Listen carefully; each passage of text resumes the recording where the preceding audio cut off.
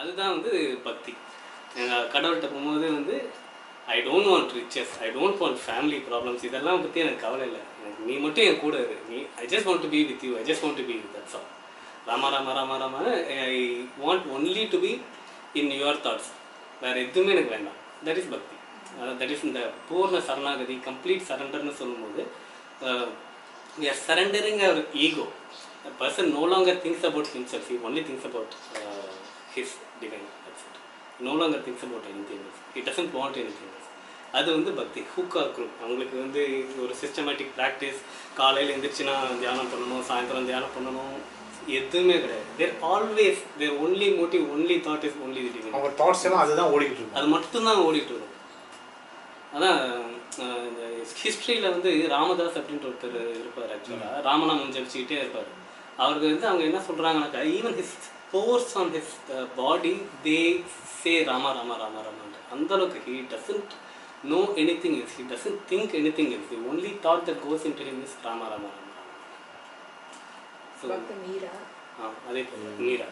So இவங்கெல்லாம் ஆழ்வார்கள், நாயன்மார்கள், இவங்கெல்லாம் பக்திக்கு அருமையான எடுத்துக்காட்டு. இவங்கெல்லாம் that is their, like I said, they have made their emotional body as their partners in their journey towards the divinity. அதில் என்னன்னாக்க இப்போ ராமாராமான்ட்டு லாங்கிங் இருக்குது. லாங்கிங்கிற போது இட்ஸ் அ செப்பரேஷன். ஓகே, ராமான் இல்லையே அப்படின்ற ஒரு separation. So when they finally merge with Rama, then they realize Rama has been there with them all the time. அதான் நிறைய பேர் வந்து அவங்களோட பாடல்களில், இந்த ஆழ்வார்கள், நாயன்மார்கள், இந்த மாதிரி எங்கள் செயின்ஸ்னோட பாடல்களில் பார்த்தோம்னாக்க நிறைய பேர் வந்து சொல்லியிருப்பாங்க, நீ இல்லைன்ட்டே நான் நினச்சிட்டு இருந்தேன், பட் ஒரு நாள் உன்னை உணர்ந்ததுக்கு அப்பவே தெரியுது நீ எப்பவுமே என் கூட தான் இருந்திருக்க, என்னை விட்டு எங்கேயும் நீ போனதில்லை அப்படின்னு சொல்லிட்டு. It is a very common trend that we see in many of the bhakta traditions. So அது வந்து bhakti. Bhakti is a beautiful thing. But எனக்கு தெரிஞ்ச வரைக்கும் even to have that bhakti we need grace. Grace இல்லாமல் பக்தி கூட வராது. அண்ட் எனி ஸ்பிரிச்சுவல் பாத், இப்போ okay I am a very intellect orient person, I want to realise my self. நான் உட்காந்து ஞான யோகம் பண்ணிகிட்டு இருக்கேன். எனக்கு இந்த சாமி இதெல்லாம் ஒன்றும் தெரியாது. I know only I just want to do self enquiry and become self realisation. I don't care about Shiva, Muruga, இதெல்லாம் விநாயகர்லாம் எனக்கு தேவையில்லை அப்படின்ட்டு அப்படி ஞான யோகத்தில் இருக்கிறவங்க கூட ஆஸ் தே க்ரோ இன் தேர் ஞான யோகா, பக்தி will automatically start coming in to. So அவங்கக்கிட்ட போய்ட்டு சிவான்னு ஒரு பேரை சொன்னால் அப்படி கண்ணிலேருந்து தாரதாரியாக தண்ணி ஊற்றும். போய்ட்டு முருகான்னு ஒரு பேரை சொன்னாக்கா அவங்க கண்ணிலேருந்து தாரதாரியாக தண்ணி ஊற்றும். They were not like that before, they were pure intellectuals. ஆனால் when they as they progress in their spirituality they open up for bhakti. That happens to them naturally. ஏன்னா as they practise and as they move higher in their spiritual consciousness, they open up more and they open up more for grace. இந்த grace வந்து நிறையா வந்து they start experiencing it. And many things start happening in their lives and even during their sadhana also. அதான் ரமணர் வந்து ரமணர் is a pure ஞான யோகி. ரமண மகர்ஷி வந்து is a pure ஞான யோகி. ஞான யோகின்னா என்ன, ஜென்ரலாக வந்து நம்ம வெளியிலேருந்து பீயிங் அ லிட்ரேட், ஒரு ஆம்சேர் கிரிட்டிக்காக இருந்து நம்ம பார்க்கும்போது ஞானங்கிறது தனி, பக்திங்கிறது தனி, யோகம்ங்கிறது தனி அப்படின்ட்டு நம்ம பார்த்துட்ருக்கோம். அப்படி கிடையவே கிடையாது, எல்லாமே ஒன்று தான் அப்படிங்கிறார் ரமணர். ஸோ ரமணர் வந்து அக்ஷரமண மாலை அப்படின்னு சொல்லிட்டு ஒரு துதிப்பாட்டு எழுதியிருக்கார் அண்ணாமலைக்கு. அதனால் ஒருத்தர் போய் கேட்டார், நீங்கள் எப்படி ஞான யோகியாக இருந்துட்டு அண்ணாமலைக்கு துதிப்பாட்டு எழுதியிருக்கீங்க அப்படின்னு சொல்லிட்டு. ஞானமும் பக்தியும் வேறு வேறு இல்லை, ரெண்டும் ஒன்று தான் அப்படின்ட்டார். அதே போல் ஒருத்தர் டவுட் கேட்கும்போது அவருக்கு ரமணர் வந்து விடை சொல்லும் பொழுது சொல்லியிருக்காரு, bhakti without jnana is foolish, jnana without bhakti is arrogant. So ரெண்டுமே வந்து கம்ப்ளீட் கிடையாது. So it has to be both bhakti and jnana. அப்போ தான் வந்து இட் பிகம்ஸ் கம்ப்ளீட். அப்போ தான் வந்து அவர் we are actually reaching the goal அப்படின்றது. இல்லைன்னா வில் ஜஸ்ட் பி நம்மளோட இன்டெலெக்சுவல் க்யூரியாசிட்டிலே நம்ம உழந்துட்டு இருப்போம். தியரட்டிக்கலாக வந்து நம்ம சொல்லியிருப்போம், but we wouldn't have experienced anything. So if a person says he is in ஞான yoga and he doesn't have bhakti at all, it means that he is still only intellectually trying. He is not gone beyond intellectual thinking. He hasn't experienced self in its full beauty, full glory. So all paths, finally it comes to that single point where there is no difference between any path. சிம்பிளாக விவேகானந்தர் சொல்கிறாருல, all streams though they originate in different parts of the world, though they originate in they flow in different directions, finally they come and reach the ocean. அது நிறைய spiritual ட்ரெடிஷன்ஸில் வந்து என்ன ஆகுது அப்படின்னாக்க, everyone teaches something, everyone teaches some techniques or other. Okay, நீ இதை பண்ணு, நீ இந்த மந்திர ஜபம் பண்ணு, நீ அதை பண்ணு, something like that they keep teaching. But what happens is, ஒரு ஸ்பிரிச்சுவல் டீச்சிங் ஓகே இதெல்லாம் தான் நீ பண்ணணும் அப்படின்ட்டு ஜென்ரலைஸ் பண்ணிவிட்டு we cannot give to 100 people. We should not give to 100 people. அதனால தான் ஜென்ரலாக என்ன சொல்கிறாங்கன்னாக்கா, you need a guru அப்படின்னு சொல்கிறாங்க, a realist guru அப்படின்னு சொல்கிறாங்க. Because a realist guru will know the type of each and every person and he will give him practices that suits him. For somebody bhakti will be needed more, for somebody jnana will be needed more, for somebody yoga path will be needed more, for somebody a mixture, ஒரு different ratio வந்து தேவைப்படும். இந்த நிறைய பேருக்கு வந்து ஆக்சுவலாக இந்த கலவை தேவைப்படும். ஆக்சுவலாக அது எந்த ரேஷியோவில் எந்த ப்ரொப்போர்ஷனில் இருக்குங்கிறது மாறுபடும். That who will know?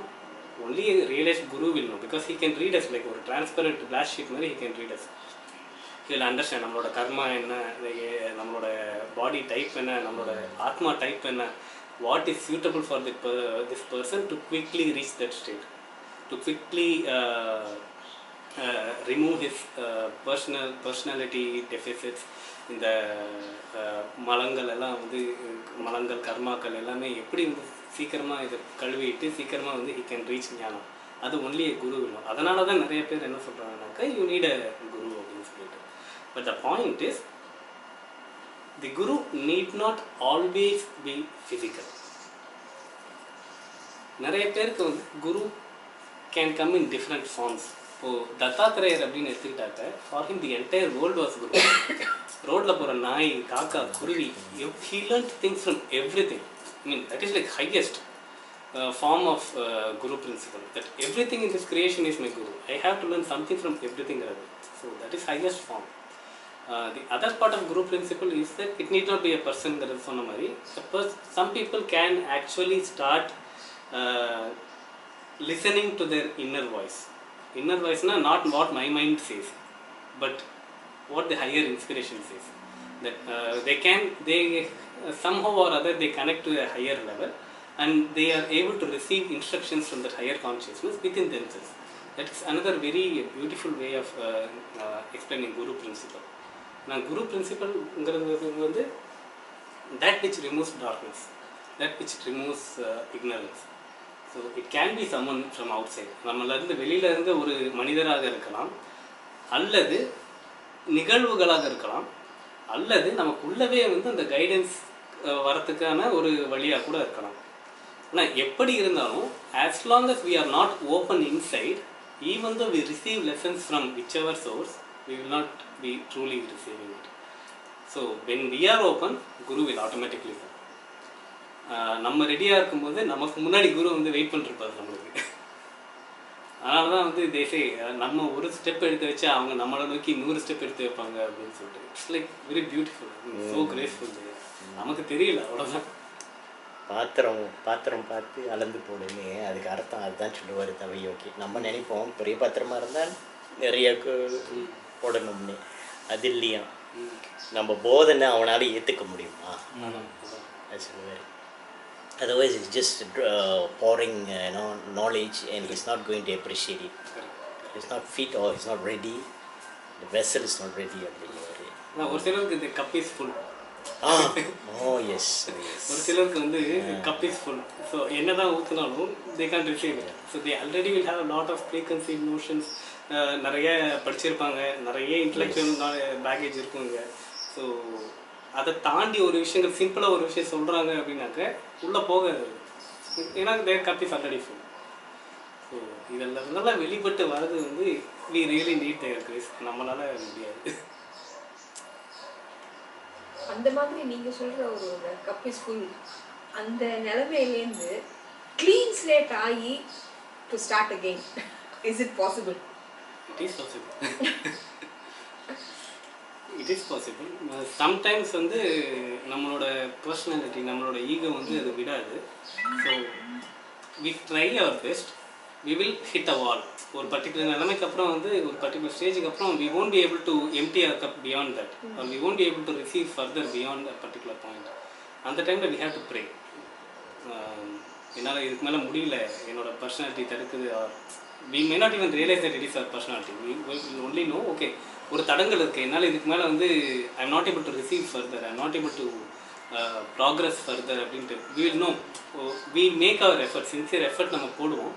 ஒரு நிலைமைக்கு அப்புறம் வந்து நம்மளோட சேம் சம்ஸ்காரங்கள் வந்து விடாது நம்மளை தாண்டி போகிறதுக்கு. இந்த மாதிரி பிரச்சனைகள் இருக்குது, என்னால் இதை தாண்டி வர முடியல.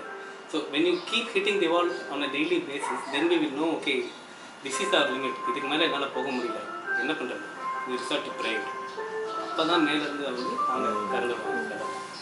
அவர் சொல்லுவார், அதையும் சொல்லுவார் தவயோகி, நம்ம முயற்சி வந்து 2 படி தான்னாரு. மூலாதாரா சுவாதிஷ்டானா அது வரைக்கும் தானே. நீங்கள் முயற்சி போடுங்க, அதுக்கப்புறம் அவங்க கை தூக்கி விட்டுருவாங்கன்ற. After that it's all you are doing your nothing of your effort. இப்போ இனிஷியலி இந்த எஃபர்ட் போட்டாங்க கரெக்ட் அப்படின்னு. ஈவன் பியோர் பக்தி எல்லாம் விட்டுட்டு, கடவுள் எல்லாம் விட்டுட்டு பியோர் யோகா டேர்ம்ஸில் பார்க்கும் பொழுது கூட தட் இஸ் வெரி அக்யூரேட். மூலாதாரம் சுவாதிஷ்டானா வரைக்கும் நம்ம முயற்சி போட்டு எனர்ஜியை மேலே ரைஸ் பண்ணுவோம். ஒன்ஸ் எனர்ஜி வந்து நம்ம இங்கே மணிப்பூரை கிட்ட வந்துடுச்சுன்னா அதுக்கப்புறம் அதுவாகவே மேலே எடுத்துக்கணும். அதுக்கப்புறம் இங்கே ஃபுல் ஸ்ட்ராங்காக இருக்குது, அதுவாகவே மேலே எடுத்துக்கணும். பட் அந்த ஃபஸ்ட்டு 2 படி தாண்டி வர்றது பெரிய விஷயம். அங்கே நம்ம முயற்சி கண்டிப்பாக தேவை.